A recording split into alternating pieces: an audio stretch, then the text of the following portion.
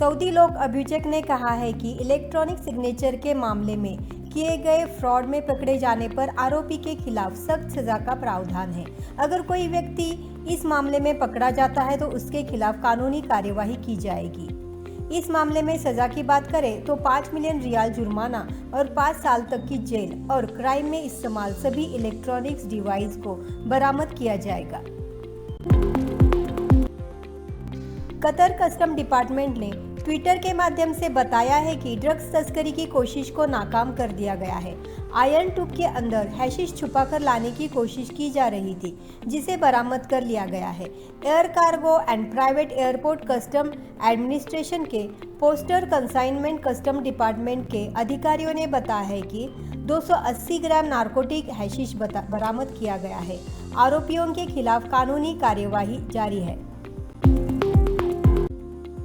Dubai में अल खुसैस police station ने ईमानदारी के लिए एक व्यक्ति को सम्मानित किया है। जिसको भी इस बात की खबर लग रही है वह तारीफ जरूर कर रहा है। यूएई सिटीजन अली अहमद अल अली को 10,000 दिरहम कैश मिला था, लेकिन उन्होंने ईमानदारी दिखाते हुए सारा कैश पुलिस को थमा दिया। कर्नल सईद अल मदानी ने उनकी तारीफ की और कहा कि पब्लिक और पुलिस मिलकर इसी तरह अच्छा काम करते रहे। वहीं अल अली ने भी इस बात पर अपनी खुशी व्यक्त की है। दुबई पुलिस द्वारा सम्मानित होने पर वो गर्व महसूस कर रहे हैं।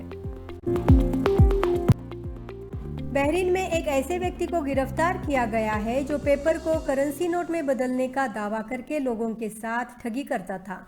General directorate of anti corruption and economic and electronic security ने कहा कि एंटी इकोनॉमिक क्राइम डायरेक्टरेट में एक अफ्रीकी नागरिक को चीटिंग के आरोप में गिरफ्तार किया है। जैसे ही पुलिस को इसकी सूचना मिली, पुलिस ने आरोपी की तलाशी शुरू कर दी। आरोपी को गिरफ्तार कर लिया गया है और उसके घर से डिवाइस, टूल्स, केमिकल्स बरामद कर लिए गए हैं। लोक अभियोजक को सौंपने के लिए कार्यवाही की जा रही है। इस तरह के फ्रॉड पर बिल्कुल यकीन न करें, ऐसी सलाह पुलिस ने लोगों को दी है। कतर नगरपालिका अधिकारियों के द्वारा नियमों के उल्लंघन के आरोप में एक लोकल रेस्टोरेंट के खिलाफ कानूनी कार्यवाही की गई है। खाद्य सुरक्षा से जुड़े नियमों का उल्लंघन किसी भी कीमत पर बर्दाश्त नहीं किया जाएगा। कतर नगरपालिका ने ऐलान किया है कि एक रेस्टोरेंट को 5 दिनों के लिए बंद कर दिया गया है। रेस्टोरेंट पर ह्यूमन फूड कंट्रोल रेगुलेशन के लॉ नंबर 8 ऑफ 1990 के उल्लंघन का आरोप लगा है। मंत्रालय के अनुसार अगर कोई नियमों के उल्लंघन की कोशिश करता है तो उसके खिलाफ कानूनी कार्यवाही की जाएगी। यूएई में अगर आप काम करते हुए अपना साइड बिजनेस खोलने की सोच रहे हैं तो इसके लिए इन्वेस्टर वीज़ा लेना ज़रूरी होगा। इसके लिए कई तरह के वीज़ा ऑप्शंस मौजूद हैं। इसमें करीब 6,000 दिरहम लगते हैं। अगर देश में आप किसी बिजनेस में इन्वेस्ट कर रखा है तो आप इन्वेस्टमेंट के हिसाब से इन्वेस्टर वीज़ा पाने के आप हकदार होंगे। कम से कम 2 मिलियन दिरहम के प्रॉपर्टीज इन्वेस्टमेंट पर आपको 5 साल का वीज़ा मिलता है। 10 मिलियन दिरहम की प्रॉपर्टी इन्वेस्टमेंट पर 10 साल का गोल्डन वीज़ा दिया जा सकता है। आप अपनी खुद की कंपनी खोलते हैं तो आप खुद उस कंपनी के होल्डर होंगे और इस आधार पर आपको इन्वेस्टर वीज़ा मिल सकता है। इन्वेस्टर वीज़ा 3 साल के लिए जारी किया जाता है और 3 साल के बाद फिर से रिन्यू किया जाता है।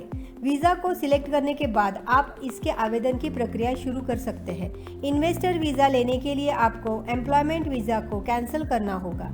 इसके बाद मेडिकल फिटनेस टेस्ट करना होगा।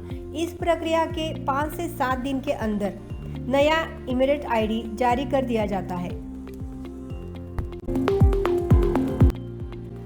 सऊदी अरब में उन कंपनियों के खिलाफ चेतावनी जारी की है जो अवैध तरीके से कामगारों की भर्ती करते हैं या कामगारों को दूसरे कंपनियों में भी काम करने के लिए भेज देते हैं। General directorate of narcotic control के मुताबिक ऐसा करने पर कंपनी के खिलाफ कार्यवाही की जा सकती है। अगर कंपनी इस मामले में पकड़ी जाती है तो रिक्रूटमेंट पर 5 साल का बैन और 1 लाख सऊदी रियाल का जुर्माना लगाया जा सकता है। इसके लिए जिम्मेदार मैनेजर को 1 साल की जेल और प्रवासी होने पर देश निकाला भी जा सकता है। इस तरह की हरकत की शिकायत करने की अपील लोगों को की गई है। हाल ही में जारी नए आंकड़ों से पता चला है कि गर्मियों के दौरान देश की सड़कों पर एक्सीडेंट के लिए शाम 7 बजे से रात 8 बजे तक 2 घंटे का समय सबसे अधिक होता है। वाहन बीमा कंपनियों टोक्यो मरीनो और रोड सेफ्टी दुबई द्वारा उपलब्ध कराए गए आंकड़ों के अनुसार, जिसमें लगभग 2500 इंश्योरेंस क्लेम का विश्लेषण किया, 50% एक्सीडेंट में 30 से 40 वर्ष के आयु वर्ग के ड्राइवर शामिल थे जो काम से घर जा रहे थे। यूएई के स्वास्थ्य और रोकथाम मंत्रालय ने शनिवार को कोविड-19 के कुल 994 नए केसेस के साथ साथ 1034 लोगों की रिकवरी दर्ज की। कोरोना के प्रसार को रोकने के लिए अब तक यूएई में कुल 178.7 मिलियन से अधिक टेस्ट काफ़ी कम समय में किए जा चुके हैं। पिछले 24 घंटों में यूएई में कोविड-19 के कुल 2,19,958 एडिशनल टेस्ट किए जा चुके हैं, जिसके माध्यम से नए केसेस का पता लगाया गया। देश में अब तक कुल 17,86,99,047 टेस्ट किए जा चुके हैं। इसके साथ 6 अगस्त को यूएई में कोविड-19 के मामलों की कुल संख्या 9,97,769 हो गई, जबकि कुल रिकवर्ड लोगों की संख्या 9,76,628 हो चुकी है। वहीं एक्टिव केसेस की संख्या 18,804 तक पहुंच चुकी है।